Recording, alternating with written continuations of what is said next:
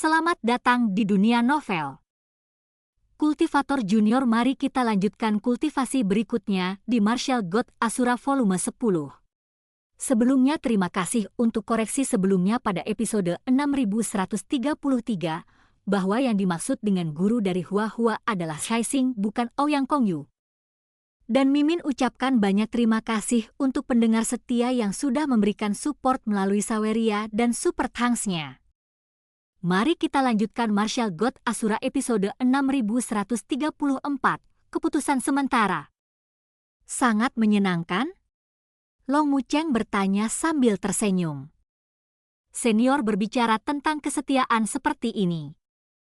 Jika kamu bisa masuk ke alam dewa, kamu pasti akan melindungiku. Masuk akal. Kalau begitu, ayo berangkat. Setelah mengatakan ini, Long Mucheng hendak pergi. Tapi dia dan Chu Feng bukan satu-satunya yang bepergian bersama. Long Mochuan dan Long Moxia juga bepergian bersama. Keduanya bukan hanya master terbaik dari klan Nafas Naga, tapi mereka juga mengambil jurusan seni Formias. Namun saat mereka hendak pergi, Hua Hua kembali. Chu Feng, tuanku telah menyetujui aku untuk bergabung denganmu. Aku akan mengikutimu mulai sekarang. Hua Hua tidak bisa menyembunyikan kegembiraan di wajahnya, dan dia semakin bersemangat melihat Chu Feng, karena dari sudut pandangnya, ini adalah berita bagus. Benarkah senior? Senior, kamu tidak menyelinap ke sini, kan? Chu Feng sedikit curiga. Bagaimanapun, Hua Hua adalah murid dari guru Tao Shaixing. Meskipun guru Tao Shaixing meninggalkan Istana Suci Tujuh Alam, dia selalu menjadi anggota Istana Suci Tujuh Alam di dalam hatinya. Chu Feng dan kelompoknya sebenarnya adalah kebalikan dari Istana Suci Tujuh Alam. Biasanya, guru Tao Shaixing tidak akan setuju jika Hua Hua bergabung.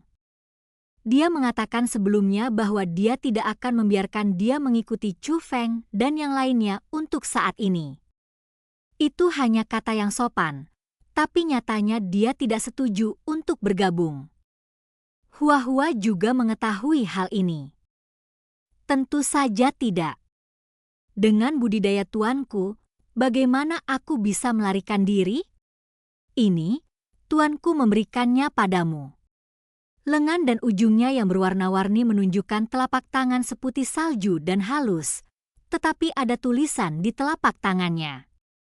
Chu Feng menerima surat itu dan menemukan bahwa diperlukan formasi khusus untuk membukanya. Segera, secercah informasi muncul di benak Chu Feng. Itu memang ditinggalkan oleh guru Tao Shaixing. Teman kecil Chu Feng. Ada yang harus kulakukan, dan tanggal kepulanganku belum ditentukan. Meskipun Hua Hua dekat dengan ibumu dalam usia dan secara teknis lebih tua darimu, dia berpikiran sederhana dan pasti akan bertindak dengan sengaja. Tapi dia juga perlu berolahraga, dan dia tidak bisa selalu berada di sisiku. Aku akan menghindarkanmu dari masalah. Di atas adalah pesan yang disampaikan kepada Chu Feng oleh guru Tao Shaixing. Senior tidak mengatakan bahwa aku setuju kamu bergabung dengan kami. Chu Feng mengutak-atik surat itu dan melihat ke arah Hua Hua. Ngomong-ngomong, kamu setuju aku akan mengikutimu, kan? Hua Hua mengedipkan matanya, sedikit nakal. Penampilan itu benar-benar tidak terlihat seperti seseorang yang telah hidup ratusan tahun. Namun, Chu Feng teringat betapa galaknya wanita ini saat pertama kali bertemu Hua Hua. Senior, apakah kamu mengatakan kemana dia pergi? Tanya Chu Feng. Dia merasa seolah-olah keputusan guru Tao Shaixing baru saja dibuat. Jika tidak, Anda bisa menjelaskannya secara langsung. Tentu saja, itu tidak perlu. Pertama-tama dia memutuskan untuk membawa Hua Hua pergi, lalu tiba-tiba meminta Hua Hua untuk kembali dan pergi sendiri. Aku juga tidak tahu. Tuanku hanya mengatakan bahwa dia akan datang kepadaku secara alami setelah dia selesai dengan pekerjaannya. Selama periode ini, aku bisa mengikutimu. Huahua menekankan lagi dengan tatapan matanya, seolah dia ingin mengikuti Chu Feng. Senior Xia, sekarang kamu menuju ke klan Naga Totem. Apakah kamu akan menemukannya? Tanya Chu Feng. Mau kemana? Bolehkah aku mengikutimu? Huahua bertanya. Ini. Chu Feng tidak menjawab secara langsung, tapi menatap Long Mucheng. Bagaimanapun, Chu Feng selanjutnya akan pergi bersama Long Mucheng. Chu Feng ada di sini untuk membantu. Tentu saja, Long Mucheng yang mengambil keputusan akhir mengenai masalah ini. Tentu. Kalau begitu, ayo pergi bersama. Long Mucheng tersenyum. Huahua tidak bertanya kemana dia pergi, jadi dia mengikuti Long Mucheng dan yang lainnya dan menaiki kapal perang penghalang khusus. Tapi saat dia duduk, sebuah suara rahasia terdengar di telinga Chu Feng. Luar biasa, generasi ibumu telah ditaklukkan olehmu. Ini adalah suara Long Mucheng. Chu Feng memandang Long Mucheng dan menemukan bahwa Long Mucheng sedang menatapnya dengan niat jahat. Senior, jangan bicara omong kosong. Chu Feng juga menjawab secara diam-diam. Berhentilah berpura-pura, apa kau tidak melihatnya? Mata gadis itu bergerak-gerak saat dia melihatmu, dan nadanya sangat lembut. Aku sudah mengamatinya, dan dia hanya melakukan ini padamu. Tapi aku tidak setuju dengan kalian berdua. Dialah yang bertengkar dengan ibumu. Jika kalian berdua berkumpul, kalian akan mengacaukan senioritas. Long Mucheng berkata sambil tersenyum, dan nadanya juga bercanda, murni mengolok-olok Chu Feng.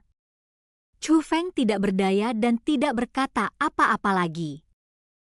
Tapi Egi di ruang roh dunia tersenyum lebar. Chu Feng, kenapa kamu tidak menerimanya? Aku sangat ingin tahu bagaimana reaksi ibumu jika dia tahu kamu menerimanya. Apakah dia akan memujimu atau memukulmu? Egi pun berkata sambil tersenyum jahat. Ratuku, mengapa kamu menimbulkan masalah? Senior Huahua tidak memiliki niat itu.